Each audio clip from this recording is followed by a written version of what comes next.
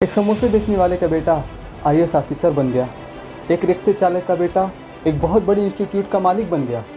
आखिर ऐसा क्यों? क्या वो तुम नहीं कर सकते? बिल्कुल कर सकते हो, लेकिन क्यों क्यों वो कर पाया और तुम नहीं कर पा रहे हो? क्योंकि उसके अंदर सस्पेंस था, कुछ करने का जज्बा था, कुछ करने की हिम्मत थी। यार everything is easy then you are busy. What is suspense? सब्र क्या है? आइए मैं एक एक्सपेरिमेंट जो वैज्ञानिक द्वारा अपने स्टूडेंट पर किया गया वो आपको बताता हूँ।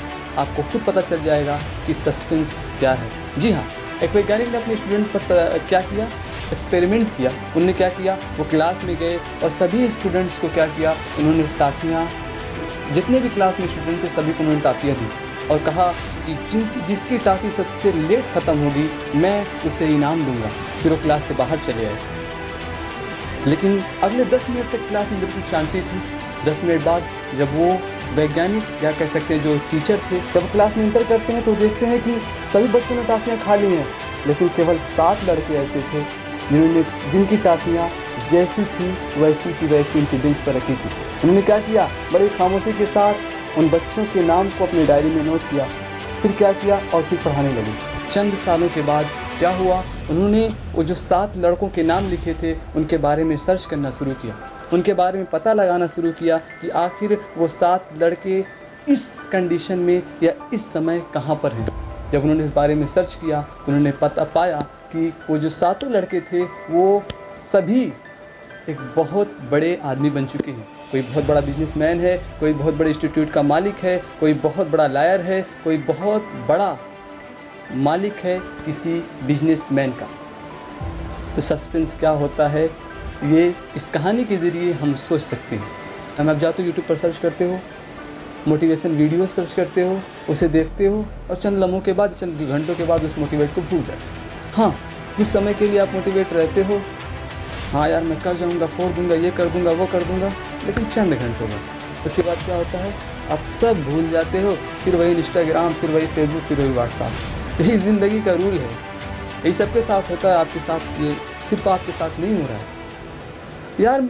जब आपके पास, आपके घर में खुद इतना बड़ा मोटिवेट मौजूद है तो फिर आप यूट्यूब पर जाकर क्यों सर्च करते हो? जी हाँ, आपने सही सुना, आपके पेरेंट्स, आपके माता पिता आपके सबसे बड़े मोटिवेट हैं। आज मैं एक एक्सपेरिमेंट आपको बता रहा हूँ। आप जाइए, आज अपने पेरेंट्स की आंखों में आंखें डालकर बहुत गौर से उनकी आंखों में देखिए। उसके बाद आंखें बंद कीजिए और जब आंखें आप खोलेंगे तो मेरा चैलेंज है कि आपकी आंखों में आंसू आ चुका होगा। यार सबसे बड़े मोटिवेट वो हैं हमारे, और आप जाके यूट्यूब पे तलाश कर रहे हो तो बाकी मोटिवेशन खुद को तलाश करो, खुद के अंदर तलाश करो। या जब कुछ करने का, जो कुछ पाने का जुनून हो ना, तो मंजिल बहुत दूर नज़र नहीं आती। ऐसे ही एक स्टोरी और बताता हूँ। एक है मानसी यादव, जिनको बैडमिंटन का बहुत शौक था। उनका सपना था ओलंपिक में देश के लिए गोल्ड मेडल लाना। लेकिन क्या हुआ, उन्होंने स्टेट लेवल में गोल्ड मेडल हासिल किया, लेकिन उनका सपना क्या था, देश के लिए गोल्ड मेडल हासिल करना, जो उनका एक जुनून था, जिसके लिए वो बिल्कुल पागल सी हो गई थी। क्या हुआ, लेकिन कहते हैं ना, किस्मत भी ऐसे लोगों का खूब इम्तिहान लेती है। हुआ कुछ, उनके साथ भी कुछ नहीं हुआ। एक कार एक्सीडेंट में उनकी एक टांग कट गई। फिर भी उनका लक्ष्य था देश के लिए गोल्ड मेडल लाना। ये मुमकिन नहीं था, लेकिन उनका पागलपन था।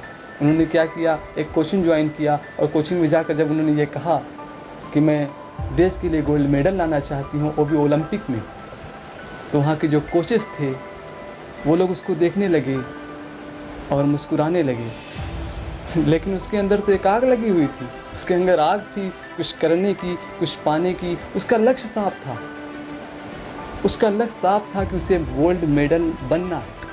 और हुआ यूं ही, उसकी अनथक प्रयासों और उसके स्ट्रगल ने उसे उस मंजिल तक पहुंचा दिया, उसकी उस एम को पूरा करवा दिया। और वो क्या हुआ, पहले तो उन्होंने ओलंपिक में गोल्ड मेडल हासिल किए और फिर लगातार 26 गोल्ड मेडल हासिल करके एक विश्व रिकॉर्ड बना दिया। ये है मानसी सिन्हा या मानसी यादव। तो यार everything is easy then you are busy. हर काम आसान है, हर चीज़ें आपको छोटी लगती हैं जब आप करते हो। बस आप शर्त ये है कि आपको अपने मकसद के लिए अपने आप को झोंकना होगा। याद रखना, अगर जितना आप खुद को आज घसीटोगे उतना ही कल चमकोगे। लेकिन अगर खुद को आज चमकने में लगा दिया तो कल घसीटे जाओगे, इस बात का याद रखना। और एक बात और याद रखना, कभी वक्त के साथ खिलवाड़ मत करना या वक्त के साथ मजाक मत करना। आपका हर वक्त, आपका हर मिनट, हर सेकंड, हर घंटा बहुत कीमती है। अगर आज आप वक्त के साथ मजाक करते हैं तो याद रखना, कल को अगर वक्त ने आपके साथ मजाक किया तो सिर्फ रोने के सिवा आपको कुछ नहीं मिलने वाला। इसलिए हर एक सेकंड की अहमियत और हर एक सेकंड की कीमत को समझो। मैंने भी ऐसा ही किया, मैं भी नीट स्टूडेंट हूँ। मैंने क्या किया, 2022 में मैंने नीट का पेपर दिया।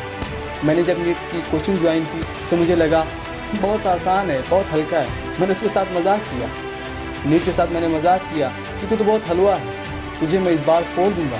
लेकिन शायद नहीं, मैं गलती पर था। क्यों? क्योंकि मुझे उसकी अहमियत पता नहीं थी। यार, कभी एपीजे अब्दुल कलाम आज़ाद साहब ने कहा था कि सपने वो नहीं होते जो हम सोते हुए देखते हैं, सपने तो वो होते हैं जो हमें सोने ना दें।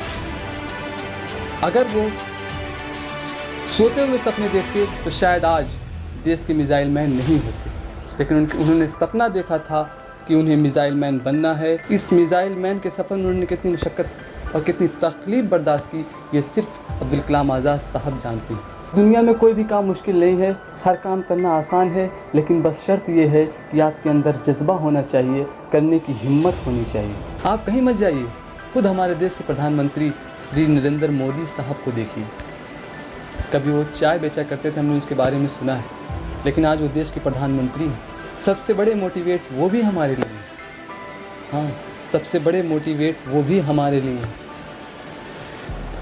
उन्होंने बताया है, अगर किसी चीज़ को पाने की दिल में ललक हो तो यार वो काम आसान है। यकीनन वहाँ तक पहुँचने के लिए उनका बहुत लंबा सफ़र रहा होगा, लेकिन उनकी मंजिल साफ और आज वो देश के प्रधानमंत्री हैं। ऐसे ही हमारे देश के संविधान बनाने वाले भीमराव अंबेडकर की कहानी, जो हमें ये बताती है कि दिल में अगर कुछ करने का जज्बा हो तो everything is easy, everything is easy then you are busy.